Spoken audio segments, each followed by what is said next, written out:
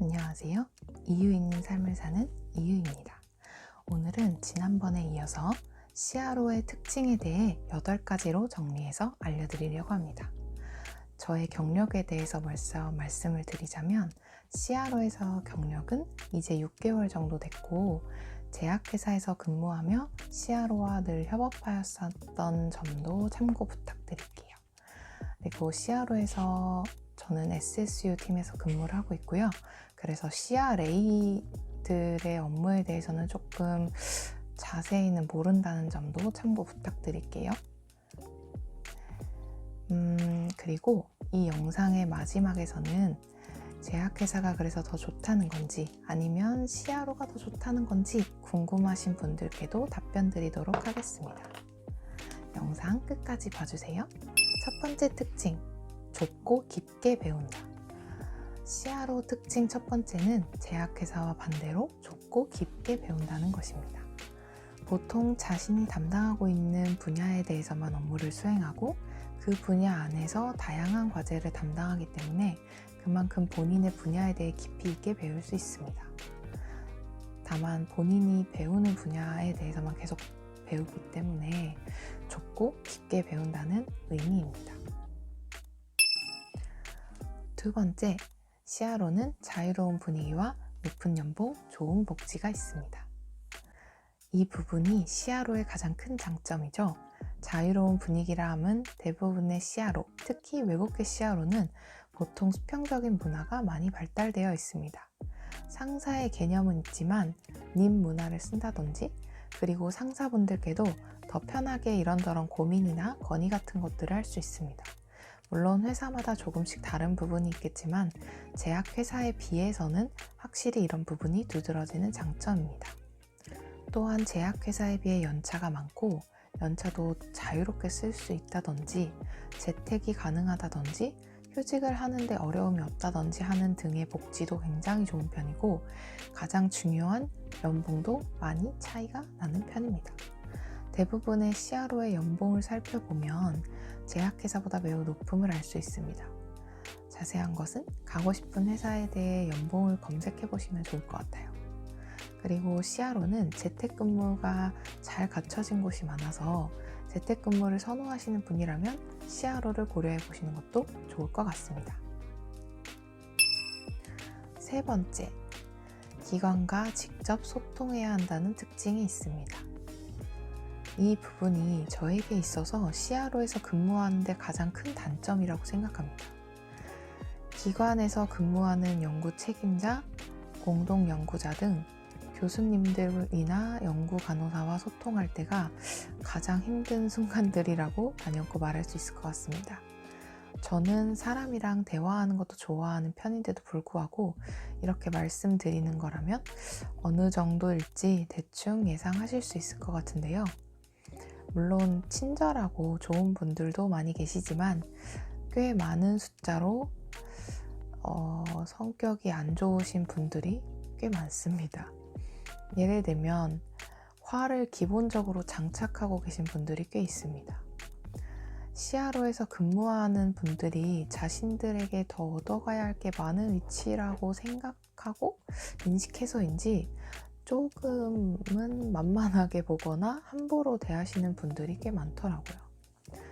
제가 CRA는 아니지만 이러한 점에서 특히 기관과 연락도 많이 하고 많이 마주쳐야 하는 CRA는 아마 이것에 대해 힘든 점이 더욱 심할 것으로 생각이 됩니다. 이런 거에 상처받지 않으시고 강심장이신 분들이 CRO에서 근무하시면 더 좋을 것 같아요. 네 번째 특징, 동료들끼리 친한 경우가 많다.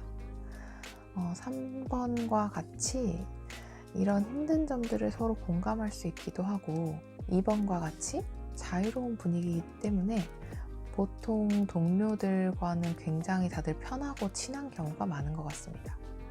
수평적인 분위기로 누가 더 직급이 높다, 낮다를 따지는 경우도 잘 없기 때문에 물론 케이스 바이 케이스지만 제약회사보다는 동료들끼리 더 친할 수 있는 분위기인 것 같습니다.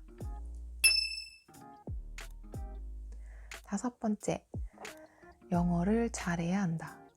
이 부분은 사람에 따라 장점일 수도 있고 단점일 수도 있지만 저는 영어가 약하기 때문에 이 부분이 좀 큰 단점으로 다가왔던 부분입니다. 저는 외국계 CRO에서 근무하고 있기 때문에 더욱 두드러지는 특징인 것 같습니다. 비단 영어를 메일에 주고받는 것뿐만 아니라 모든 SOP도 영어로 돼 있기도 하고 모든 미팅이 영어로 진행됩니다. 차라리 글만 영어로 사용하면 좀 더 나을 것 같은데 미팅도 영어로 진행되기 때문에 리스닝과 스피킹도 자유자재로 되어야 합니다. 특히 외국계 CRO에 입사할 계획이 있으신 분이면 영어 준비를 철저하게 하시는 것이 좋을 것 같습니다. 6번째, 과제에 대한 책임감은 조금은 덜어도 좋다. 이 말은 책임감 없이 과제를 진행해도 좋다는 의미가 아니라 제약회사 임상팀에 비해서는 덜어도 좋다는 의미입니다.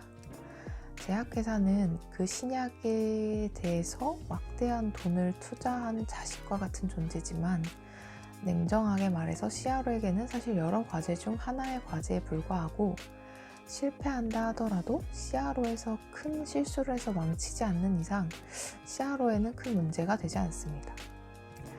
저 또한 처음에는 제약회사에서 일했던 것처럼 과제에 이런저런 것들을 살피고 돌봤는데 진행해야 되는 과제들이 많기도 하고 제가 담당하는 업무가 이 과제의 전체 영역이 아니라 굉장히 스페시픽한 부분이기 때문에 제가 맡은 바만 하면 되지 더 이상의 궁금증이나 질문은 불필요하다는 것을 깨달았습니다.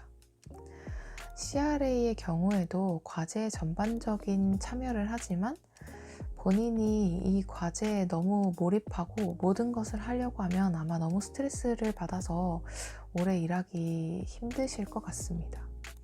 본인이 역량이 되시는 분들은 모든 과제를 모든 방면에서 고려하시면서 일하셔도 되지만 제약회사에 비해 그만큼의 책임감까지는 가지지 않아도 된다는 말씀을 드리고 싶습니다. 7번째, 과제가 정말 힘들면 경우에 따라 바꿀 수 있다. 이것은 사실 어떤 CRO에 입사하느냐에 따라 조금 달라질 수도 있는 부분이긴 하지만 대부분의 CRO에서는 인력난을 겪고 있기 때문에 가급적 인력이 빠져나가지 않도록 턴오버 레이트, 퇴사율이라고 이해하시면 비슷할 것 같습니다. 턴오버 레이트를 낮추기 위해서 직원들의 사정을 최대한 들어주려고 노력합니다. 그래서 정말 극단적으로 이 과제를 진행하기 힘들다는 의사표시를 하면 과제의 핸드오버를 할 수 있는 경우도 꽤 있습니다. 다만 제가 근무하고 있는 SSU 팀 같은 경우에는 과제가 수개월 내로 종료가 될 수도 있기 때문에 보통은 참고 넘기는 경우가 많고 CRA는 한번 과제를 맡으면 그 과제가 끝날 때까지 담당하기 때문에 이 부분이 좀 더 중요하게 다가올 것 같습니다. 물론 중간에 과제를 바꾼다는 경우가 그렇게 흔한 경우는 아니지만 정말 힘든 경우에는 그럴 수도 있다. 이렇게 알아주시면 좋을 것 같습니다. 8번째, 스폰서가 원하는 대로 진행해야 한다. 당연한 말이지만 스폰서의 과제이기 때문에 스폰서가 원하는 방향으로 최대한 맞춰서 진행해야 합니다. 하지만 때로는 스폰서에서 간혹 억지스러운 요구를 할 때에도 CRO에서는 웬만하면 맞춰서 해당 업무를 진행해야 합니다. 이 부분을 중간에서 스폰서와 소통하는 PM이 잘 커트를 해주어야 합니다. 그러지 않으면 아마 그 아래에서 일하는 팀원들이 이직을 하거나 못하겠다고 이야기를 할 수 있는 경우들이 많을 것입니다. 여기까지 제가 파악한 CRO의 8가지 특징을 알아보았는데요. 조금은 솔직하게 담아보았는데 어떠셨을지 궁금하네요.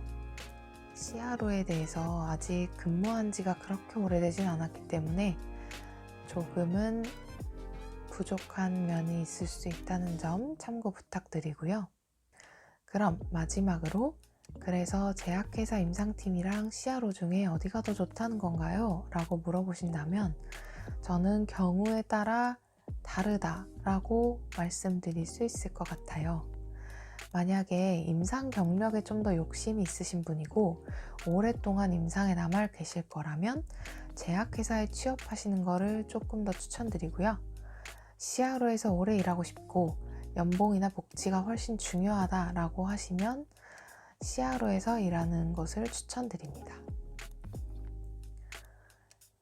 마지막으로 꿀팁을 하나 더 드리자면 경력을 쌓아서 이직하고 싶으시면 가급적 항암제 관련 신약을 다뤄보시는 것이 경력에 좋게 작용하니 이 부분 참고해서 입사하시면 좋을 것 같아요.